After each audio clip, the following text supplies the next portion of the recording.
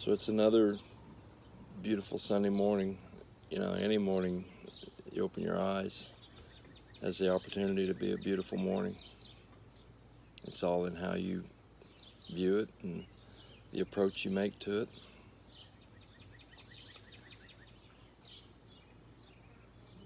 See the glass half full, half empty. What you pray for. You pray for things not to come your way today, maybe, or you pray, God, give me opportunity. You welcome things, you shun things. You're willing to see this, but you're not willing to see that. And I think who we are and what we are determines whether or not we have one thing above anything else, and that's peace. I mean, you look around the world right now, and there's just this big picture of everything, and the media doesn't show you where all this peace is happening and all of that. It doesn't promote anything. Not in their eyes. It doesn't sell. It doesn't make you want more. But I'm sitting here this morning and I'm saying peace has to matter. Peace has to be everything to us. I believe that. I really do. If I had someone ask me one time, said, if you had any advice for me, and this was a new Christian, this wasn't someone that, they were changing their life, and they asked me, they said, if you have any advice for me, what advice would you give me? And I told them, I said, you have to have peace. And they said, how will I know? Now, you have to understand that when someone's changing their life, it's a process, okay? It doesn't just boom and I was this, but now I'm this. And in some ways that is true. I mean, I was once, but now I'm found. I was lost, but now I'm found. I was blind, but now I see. There is a instant transformation in our hearts when we know that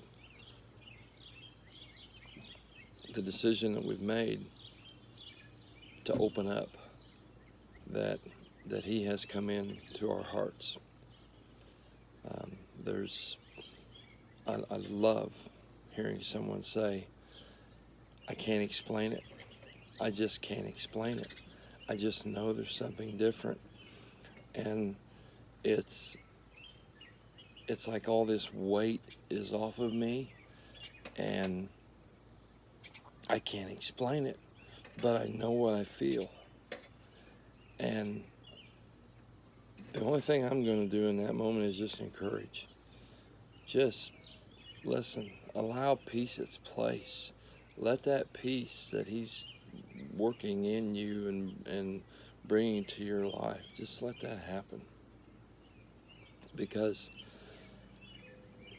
you'll discover that will mean more to you than anything. And peace is that one thing that when you have it, you'll guard it with your life. There'll be no price put on it. It doesn't mean that there won't be times that it won't be tempting to be for you to take your eyes off of it or your focus off of it or things like that. I mean, we're human and no one is perfect. But peace is that one thing that when you have peace, everything else is secondary. but you have to be able to identify with it. You know, I think of Jesus' words in the Beatitudes there in Matthew when he said, "Blessed are the peacemakers." And I think about that word, peacemaker, peacemaker. You know, well, you can't be a peacemaker if you don't have peace to begin with. You can't give someone something that you don't have. And people talk it. People will talk about how, well, this is what you need. That's what you need. You need to do this and you need to do that. And if you had this, you would be a lot better. Or if there was more of this in the world, this world would be a lot better. But do you have that? Because if you don't have that, you can't give that. So you have to have peace before you can ever share peace, or before you can ever even help someone else find it. You've got to have that. And when I sit and I think about the scientists will give you all of these huge definitions, and they'll, well, you know, this has to be this, and this formulates into that, and all of those things. And listen, folks, I don't claim to be smart, but I do claim to know Jesus. And I can give, I don't need a scientific definition to tell me that peace sustains. I don't need a scientific definition to tell me that peace provides, or that peace anchors. You know, all of those in just such simple form of definition, and yet the magnitude of what those things can mean. It's incredible what peace can do, and what peace can give you. And I'll take you to a date, October the 3rd, 1993. And I basically just lived my life the way I wanted to live it. And I'll never forget a mentor of mine, a mentor later on. When I first entered into the ministry in 1994, I'll never forget, he served as a tremendous mentor. And I'll never forget when I realized I didn't have peace, and I knew that what I wanted my life to be, or what I was raised, that was there for my life to be like, or for me to have in my life. I didn't have that. I remember I walked up, I went to church that morning, and I walked up to him, and I looked at him, and I said, I need change. I need it today. And he was very wise, and he didn't start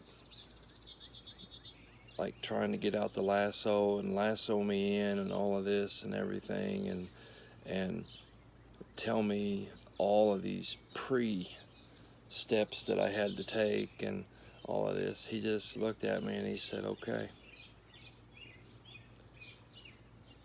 And when he knelt with me and he prayed with me, he prayed, God, give this man peace. Just give him peace, God. And he knew that if I could find peace in my life, not just temporary peace, but peace. He knew if I could find that, he knew that I wouldn't be the same, and that I wouldn't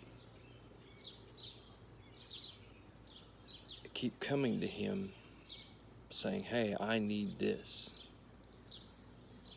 And he was full of love and compassion, and he served tremendously. But there was never a time that, no matter what he told me about the ministry and being with people and all of this and everything, there was never a time that he didn't talk about peace. And I've never forgot that. And so when someone comes to me and they're talking to me, I'm going to encourage peace. In the 14th chapter of the book of John, and this is a chapter that a lot of us, whenever we preach a funeral, there's a lot of grief in there, and there's a lot of uncertainty, and there's a lot of sorrow and hurting, anything that comes with loss. And when I'm given the opportunity to be the one to step in there, my hope and my prayer is that I can give them something that it's not me giving, but that through me something would be given to them that would give them what they need to be able to carry on without their loved one. And so it's not uncommon at all to hear me or another pastor or anyone who does a funeral to speak John the 14th chapter. Let not your heart be troubled. You believe in God, believe also in me. And he continues on to talk about that in my Father's house are, it's enormous. It's you can't begin to imagine where I'm going and what I'm preparing for you. But don't just get stuck on that, because where I am, you will be also. I will come back and I will take you into all eternity with me. And let not your heart be troubled. In other words, don't focus on the right here and right now, and this is everything, and allow it to open up to where you don't just see right here, but allow it to open up to where you realize it's not about right now. I talked to someone just 2 days ago, folks, that lost a dear friend of theirs, and we talked about how the life we live here on earth, one of these days it's not even going to matter.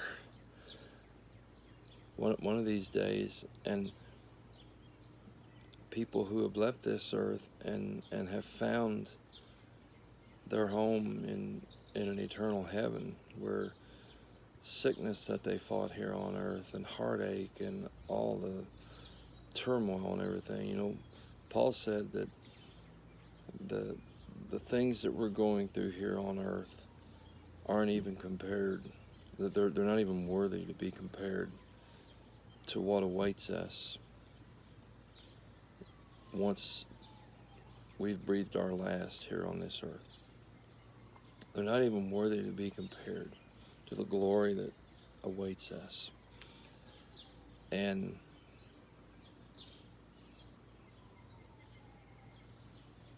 I could tell when I was talking to this individual, they had just lost a dear friend.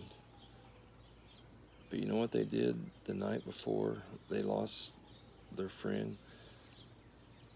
They knelt down and they prayed with them. They just prayed with them. And that's what they told me about. He said, we just prayed. And he said, whenever we got done praying, I just looked at him.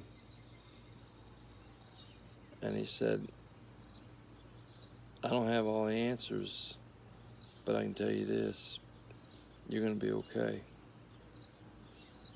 If you keep if you keep breathing here, or if you breathe your last and you pass on in to eternity, you're going to be okay.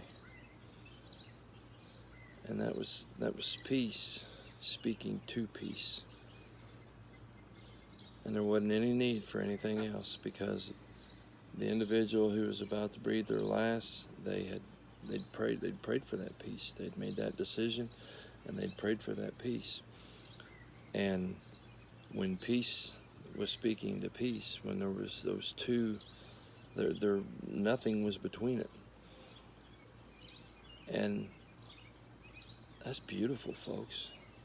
That's beautiful to know that anything opposite peace that was trying to push against what was happening in that time of prayer, it wasn't allowed in.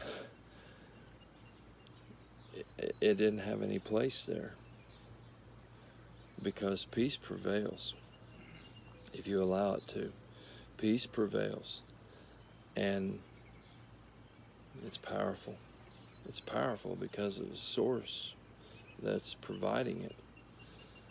I go back to John the 14th chapter, and Jesus is talking to the disciples. The disciples, one that's being taught. We're being taught every day. It doesn't matter if I'm sitting here talking this right now. I'm still a student, and you're a student, and we're always going to be a student. You know, we're never too old to learn. And he's talking to the disciples here about his time is coming. And that's what he speaks to them. Don't let your heart be troubled here, because I may be going away for a little while, but I will come back.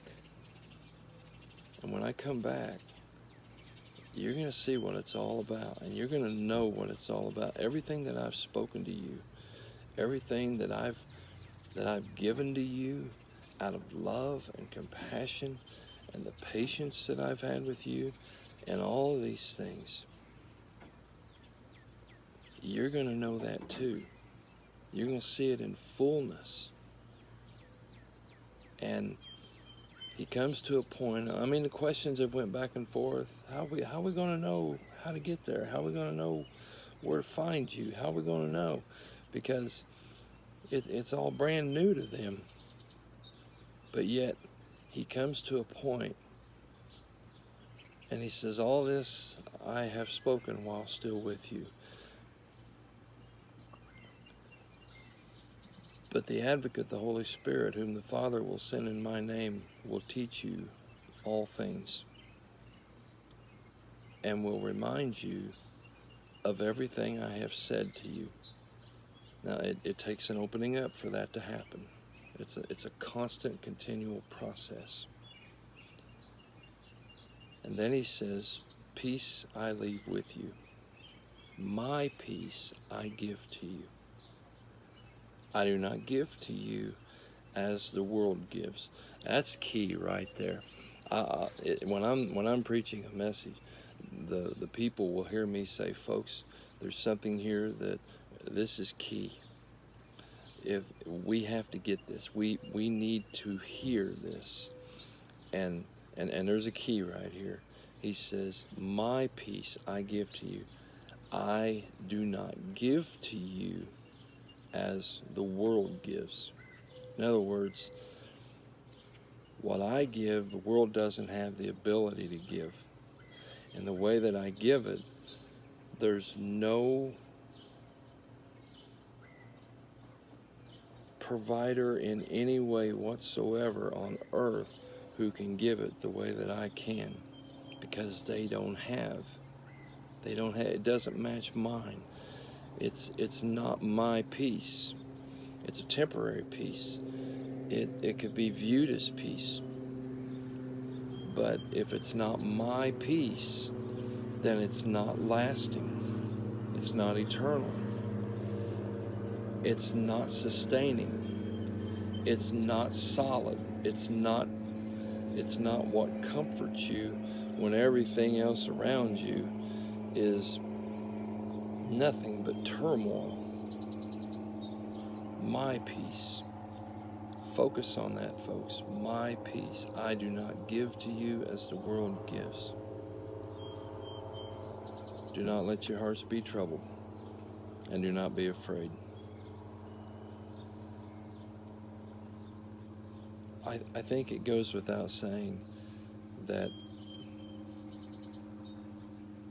when we have peace with God, that means we have the peace of God.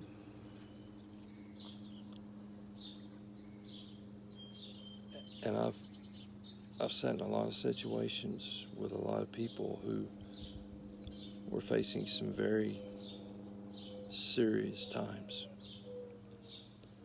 Times when the next minute, the next second could result in something devastating, even more devastating than what the moment was. I remember a time I sat with a gentleman in a hospital emergency room, and he looked at me and he said, "I think I've prayed maybe 5 times in my life." And this was an older gentleman. He said, "I think I've prayed maybe 5 times in my life. Would you pray with me?" And I reached out and I took him by the hand and I said, "Lord, give this man peace. He needs you. He needs you like perhaps never before. And I pray that you would give this man peace."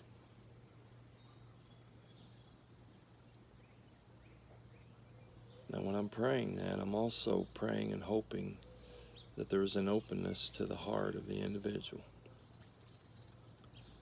Because if there is, peace can enter in.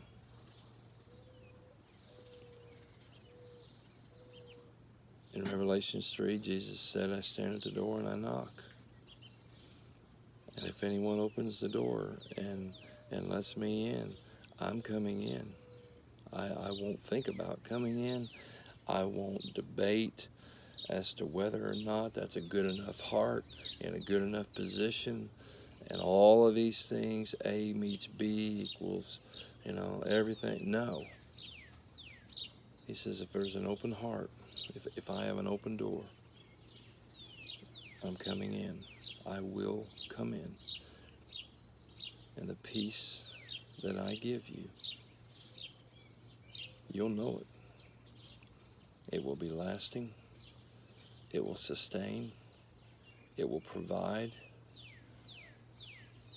It will let you know, even if you don't have all the answers, even if you can't see what you want to see, even if you don't, if your eyes are, if I could just see this, or if I could just know this, or if I could just be here in this moment.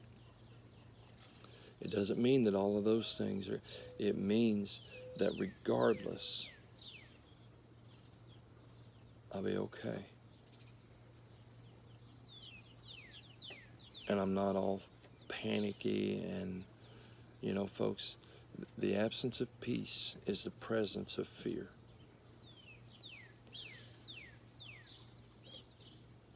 And if you think about that, you'll understand everything I'm talking about this morning. The absence of peace is the presence of fear. And the opposite of that is the absence of fear is the presence of peace.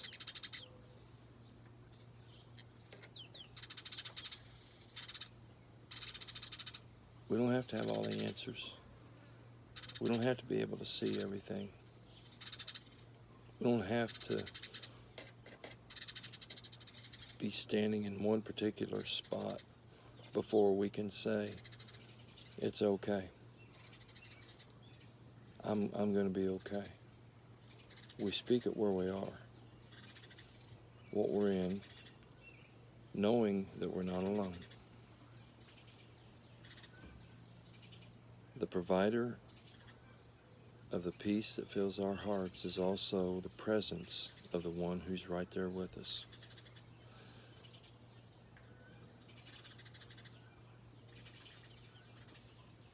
There's a lot of things going on in this world around us right now.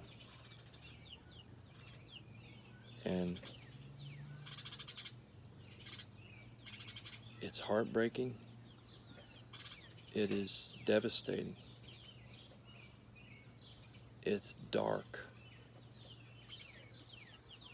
And it is extremely damaging, both to physical things and to the hearts and minds of so many people who are in so much turmoil right now.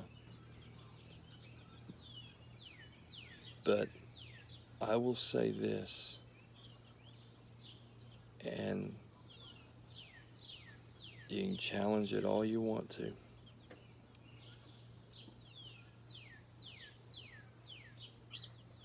But if you want to see true peace, and you want to know what does it really look like, it has a face. Peace has a face. Everything has a face. Anger has a face.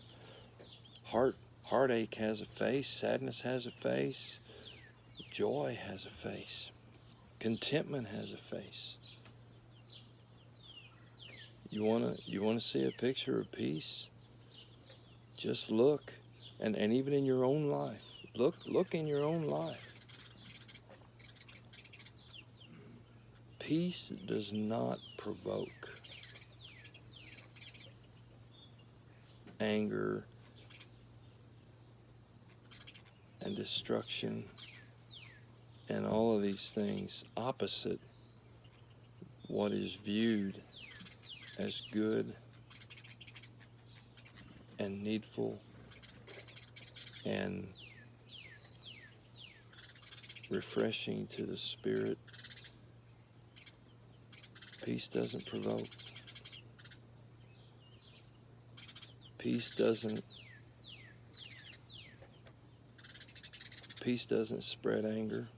It doesn't spread hatred. Peace is everything if we want it to be. And I don't know who's gonna see this or hear this. But my prayer is that you would have peace, because there are children that are looking to you. There are loved ones that are in your life. You have a job that provides. You need that job. You need peace. And if you don't have peace, find it. And the way you find it is you open up. You say, God, I don't have it. I'm restless. I have a spirit that's continually rioting inside of me with other things, and there's so much turmoil going on in there. Let's put a halt to all that, God. I'd like to know what it's like to be able to rest. I want to rest. I need to rest in you. You tell me if I reach, you'll take. You tell me if I draw closer to you, you'll draw closer to me. I need peace, God. I need it. I need it now. I need it today.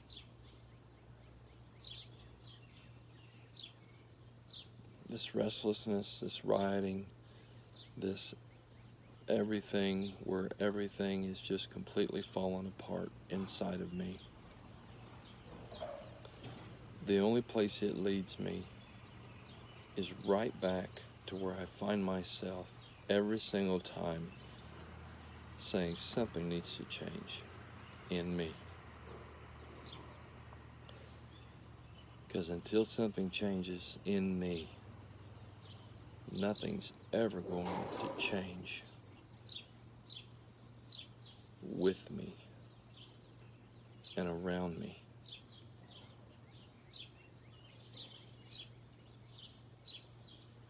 I challenge anyone out there, if you don't believe what I'm sitting here saying this morning, and you think you've got peace, God bless you. If you believe you've got peace, and the things that are spoken to peace, then God bless you. But if you've got a fight going on inside of you, and you lay awake at night, and you're fearful of this or fearful of that, or you got all this other stuff in your, but you know there's something missing. And you know it. No one has to come up and tap you on the shoulder and say, hey, you don't have peace in your life. Open up to it. When we open up, it's not this at such and such time in such and such place. I want to make sure that I have my heart open and that I'm ready, because I want it to be right. The only instructions we're given is to open up and let go. Let go and say, all of this, God, this is just a big, huge mess in my life. So I'll give you this, and you can have me. And He'll trade for that every time. He'll take all of that. And He'll say, I have waited and I've waited. I have been waiting to give you peace, but I couldn't give you peace as long as you were fighting against me with all these other things. Someone who watches this today, you can go to bed differently tonight. You can walk around this earth differently today as soon as you watch this and shut this off. You say, well, how do you know that? Because I'm not speaking from something I've read. I'm speaking from something I've experienced and lived. It's as simple as this. You reach out, you take a hold of it, and you say, I want that. I need that. It's not necessarily good to say I need coffee all the time. But it's okay. I need this. And so it's as simple as just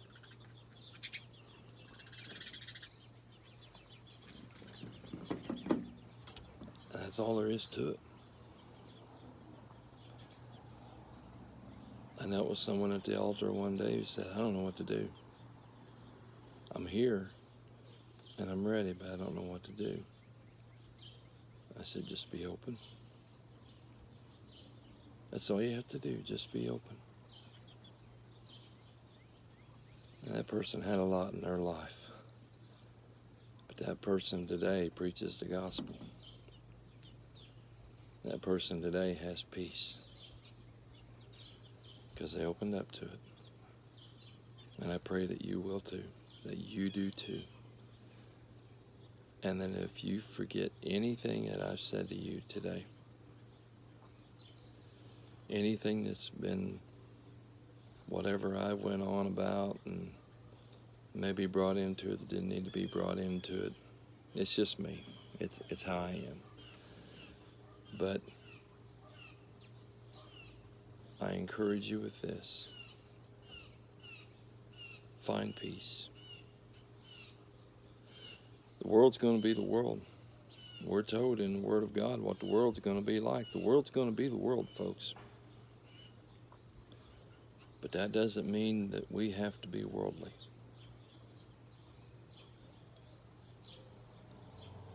find peace. And when you find it, you'll understand the true value of why I felt like I needed to sit here and share this today. God bless you. I love you. And that's my prayer for you today. God is good, and God will be good to you. Not in your way, not in your time, not of your demands, but by His promises and His presence and His peace. Amen.